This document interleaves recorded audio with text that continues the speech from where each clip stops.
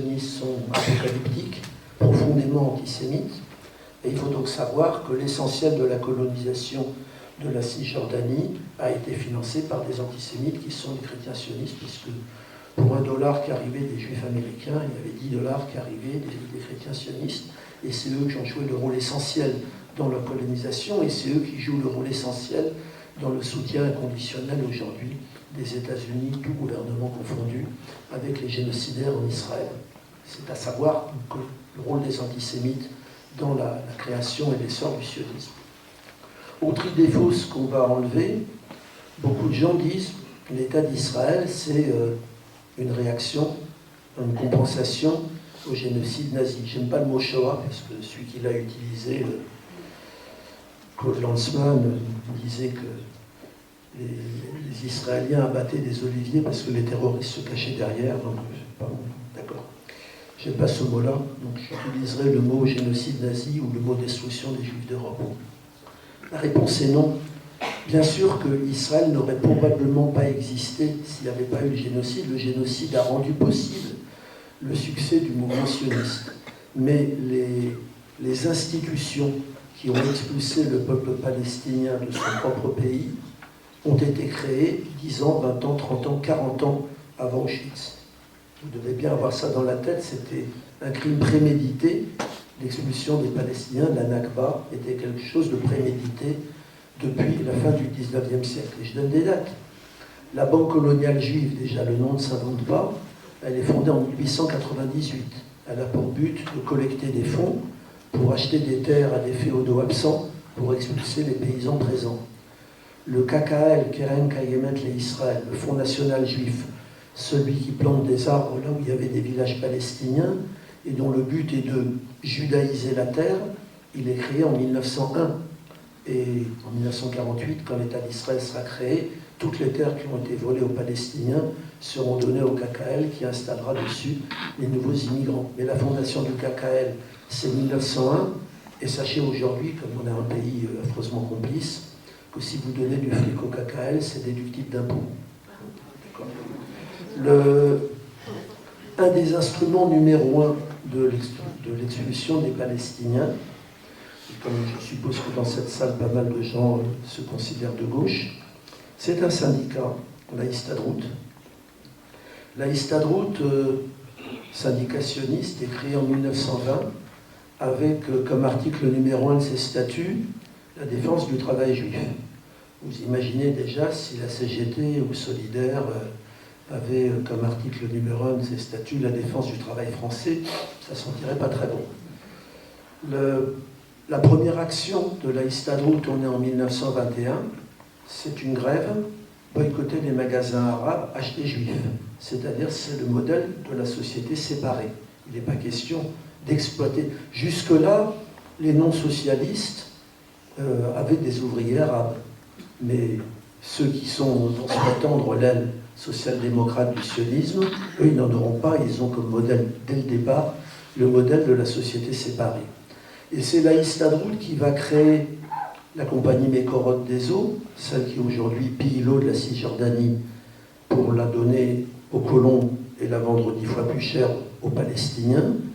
C'est la Histadrout qui va créer la compagnie Tzim de navigation, celle qui exporte les produits israéliens, y compris les produits des colonies, qui va créer la compagnie Solel Bonnet des travaux publics, celle qui a construit les colonies, qui va créer la compagnie Eget Debus, qui va créer les caisses d'assurance sociale et les caisses de retraite, au point que la Histadrout doit des centaines de millions de shekels aux travailleurs palestiniens qui ont été obligés de cotiser quand ils ont travaillé en Israël et quand ils ont été expulsés, ils n'ont jamais vu la couleur de ce pourquoi ils avaient cotisé.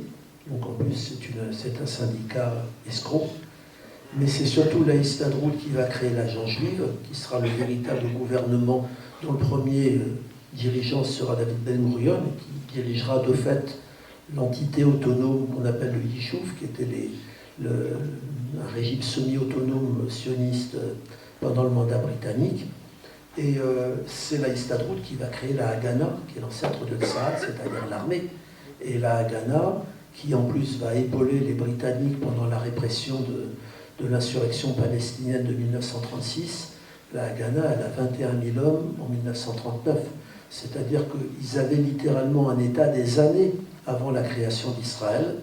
Ils organisaient l'enseignement, ils organisaient la poste, ils organisaient les transports, et ils avaient créé toutes les compagnies qui vont faire l'État d'Israël. Donc dans cette idée que l'État d'Israël serait une réparation du génocide, donc il existait de fait, avec le parapluie du colonialisme britannique, depuis une vingtaine ou une trentaine d'années, avec des institutions extrêmement performantes. Autre idée qu'on va enlever, est-ce qu'il existe une gauche sioniste? On pourrait poser la question, est-ce qu'il existe une gauche de l'apartheid? C'est plus facile à répondre. Mais gauche sioniste, c'est un oxymore, c'est une contradiction complète. Donc ce qu'on appelle gauche sioniste, c'est le courant social-démocrate. Pourquoi est-ce qu'il devient majoritaire à l'intérieur du mouvement sioniste à partir de 1920? Ben à cause de ce que j'ai décrit sur la Histoire-Route, il n'était pas possible de conquérir la Palestine avec un colonialisme individuel. Il fallait un colonialisme collectif, dont d'ailleurs un des instruments a été le kibbutz. Alors le kibbutz, là aussi je vais détruire un certain nombre d'illusions, ce n'était pas un instrument de socialisme. Quand j'étais jeune et bête, j'ai travaillé en kibbutz. Non, c'était un instrument de conquête. Shlomo Sand d'ailleurs le dit assez bien. On a installé des kibbutz là où il y avait beaucoup d'Arabes, comme il disait, on ne disait jamais palestiniens, donc au nord du désert, en Galilée, dans les zones frontalières, autour de Gaza. Et les kibbutz étaient totalement interdits aux non-juifs. Si un kibbutznik avait l'idée tordue de tomber amoureux d'une palestinienne, on les virait tous les deux du kibbutz.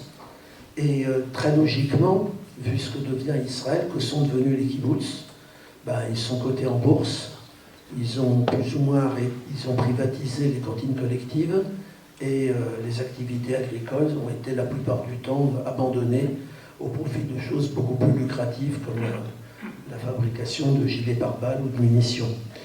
C'est aussi, pour ceux qui sont à gauche dans cette salle, une petite leçon. Est-ce qu'il peut exister un socialisme colonialiste? La réponse est non. Mais l'exemple du kibbutz doit un petit peu trotter dans votre tête. Cette gauche sioniste, il n'y a pas un seul crime contre les Palestiniens dans lequel elle n'a pas joué un rôle essentiel. D'abord, elle va en commettre un contre les Juifs eux-mêmes. Quand Hitler prend le pouvoir en 1933, l'agence juive, depuis Tel Aviv, entame des négociations avec les nazis, qui aboutiront aux accords de Havara. Havara veut dire en hébreu transfert. Et ces accords vont permettre l'émigration de 60 000 juifs allemands fortunés en Palestine mandataire. Les non-fortunés, ils pouvaient crever, et il y en a beaucoup qui ont crevé. Et il y aura même en 1938, après la nuit de cristal, dont on vient de fêter le 85e anniversaire, il y aura même, 86e, pardon, une conférence à Évian pour savoir qu'est-ce qu'on fait des juifs allemands et autrichiens. Et la réponse de l'Europe sera la même que celle qu'elle a aujourd'hui contre les migrants qui crèvent. Et on ne fera rien. Mais donc, 6 ans avant ça, les juifs fortunés allemands pouvaient émigrer en Palestine, mais avec des conditions terribles.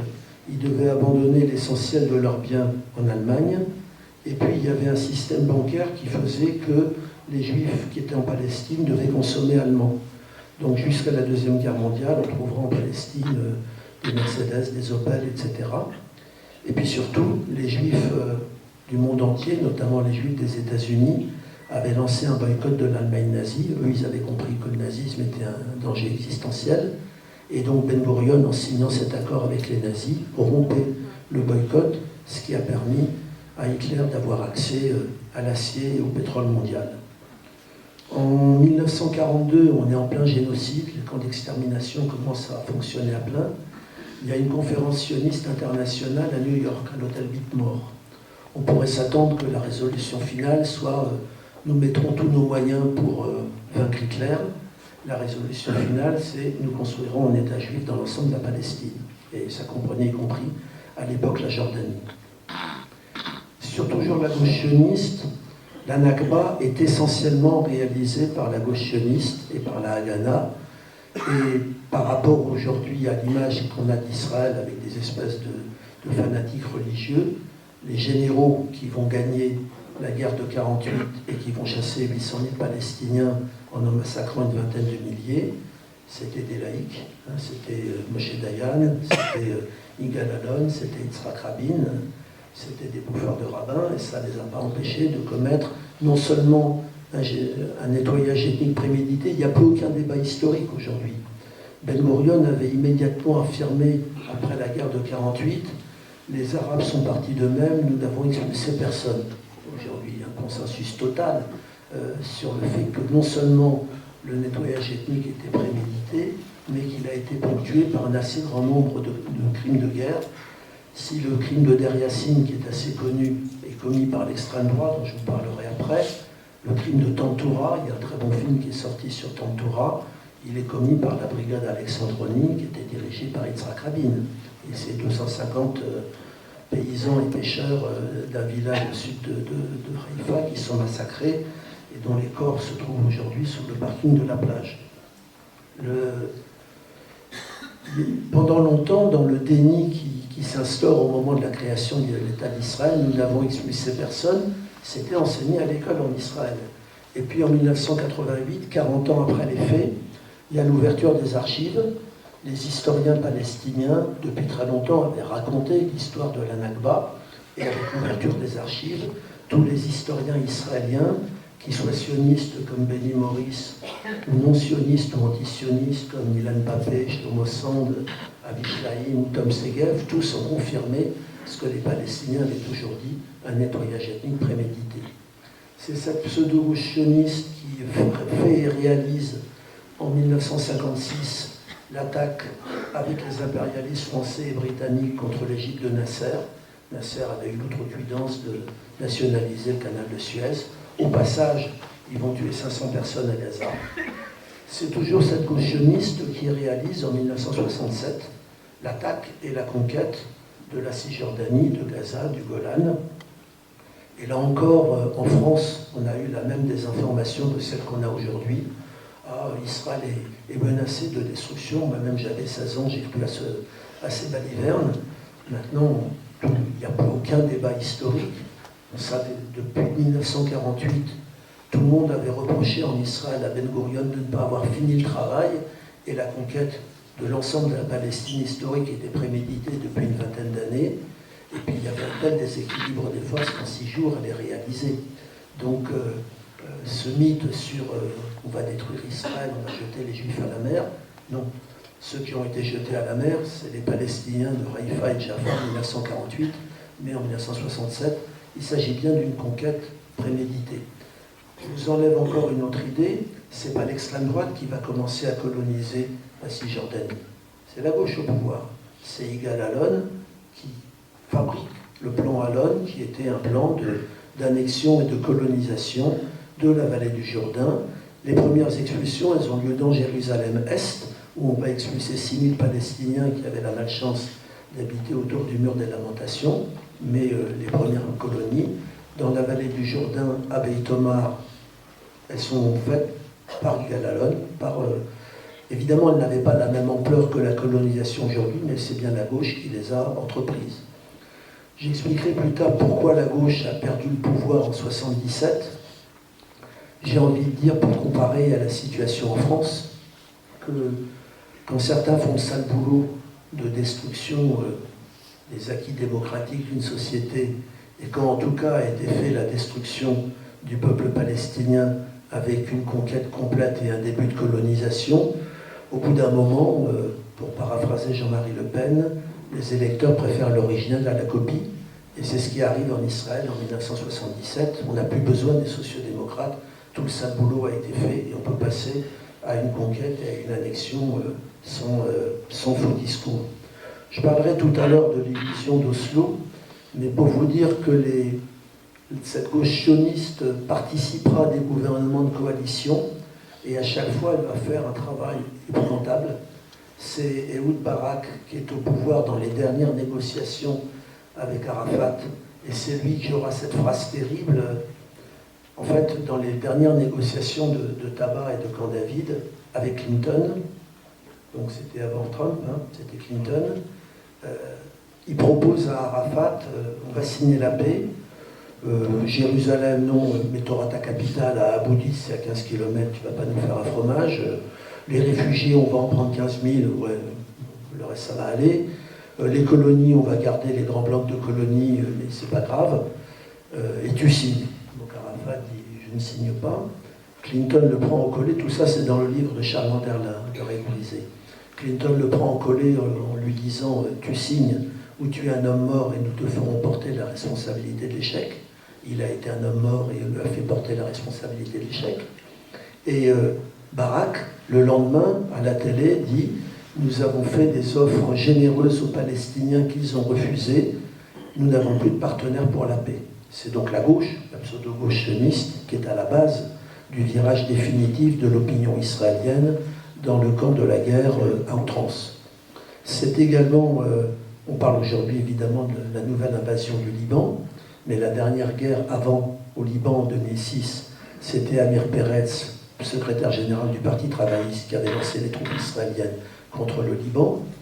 On parle du mur, celui qui a construit le mur, c'est Fouad Ben Eliezer, ancien secrétaire général du Parti travailliste. Et aujourd'hui, il a encore dit des horreurs aujourd'hui, le président de la République, Isaac Herzog, il est issu du Parti travailliste. Il fait partie de ceux qui ont été cités par la Cour internationale de justice pour avoir appelé au meurtre des femmes et des enfants. Voilà ce que je pouvais dire de ce qui se prétend de gauche sioniste en Israël. Et la droite. La droite sioniste, elle apparaît en 1920. Son idéologue et fondateur, c'est Vladimir Jabotinsky, qui va mourir en 1940. Ce n'est pas une droite ni libérale, ni monarchiste, ni conservatrice. C'est une droite fasciste au départ. Vladimir Jabotinsky, déjà, il va collaborer avec des antisémites pendant la guerre civile russe. Et après, il sera un grand admirateur et un grand ami de Mussolini. Et Mussolini parlait de notre fasciste juif Jabotinsky.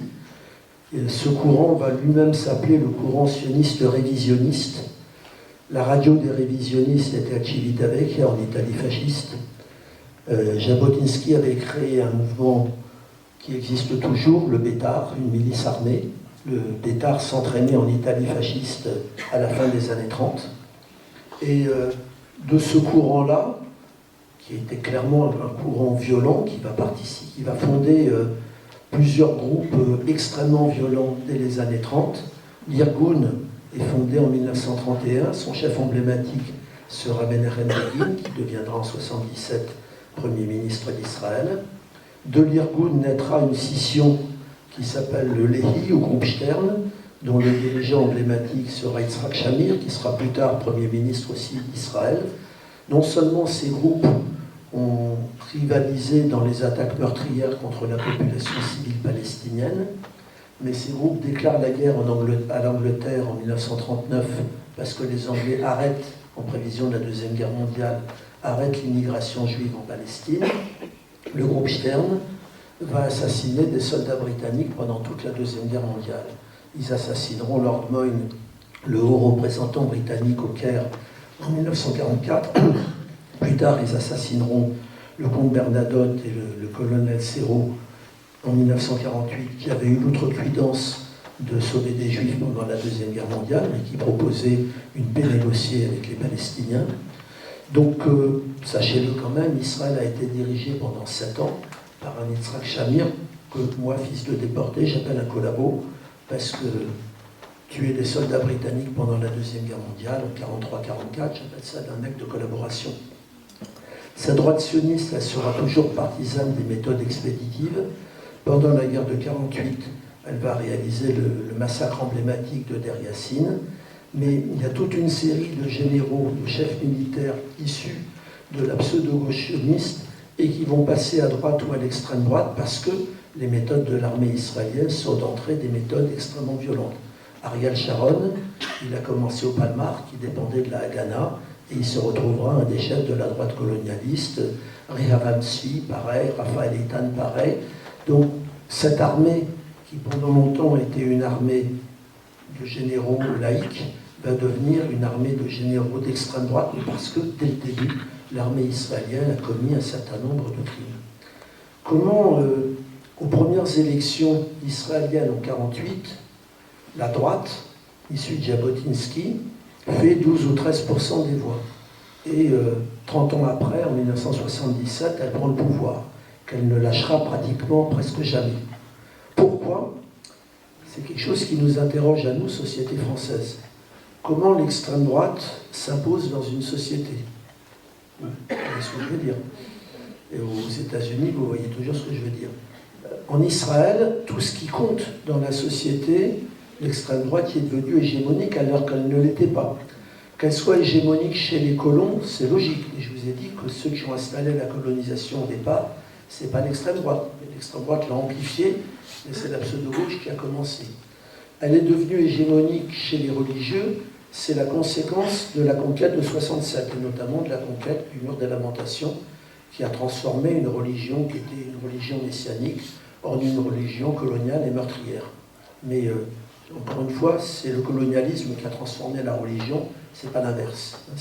C'est comme ça qu'on doit comprendre les choses. Donc l'extrême droite est devenue majoritaire chez les religieux. Elle est devenue majoritaire chez les séfarades et les misrahim, c'est-à-dire les juifs du monde arabe, qui ont été odieusement discriminés à leur arrivée en Israël. J'ai envie de dire qu'Israël n'est pas le seul endroit où les discriminés et les pauvres votent à l'extrême droite. Suivez mon regard, toute ressemblance avec la France et les États-Unis ne peut être que fortuite. Elle est devenue majoritaire chez les Russes, ce qu'elle n'était pas au départ, parce qu'eux, ils n'étaient pas très religieux, mais on leur a offert des tas de postes dans les colonies. Elle est devenue majoritaire chez les militaires, et c'est les crimes de guerre accumulés de l'armée israélienne qui ont transformé cette armée en une armée d'assassins assumés, alors que jusque-là, ils étaient une armée d'assassins non assumés.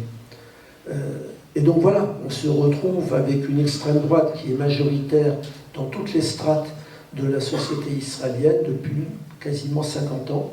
Et alors souvent on me dit, mais il y a bien une opposition, Netanyahou, vous enlevez ça de votre tête aussi. C'est une opposition interne à la société juive israélienne. C'est-à-dire c'est une opposition qui recouvre les clivages d'une société artificielle, donc laïque contre religieux, ashkénaze contre séfarade et misraïm, russe contre tous les autres, colons contre juifs européanisés, et tout ça, ça traverse l'extrême droite. Et sur la question palestinienne, ils sont tous d'accord.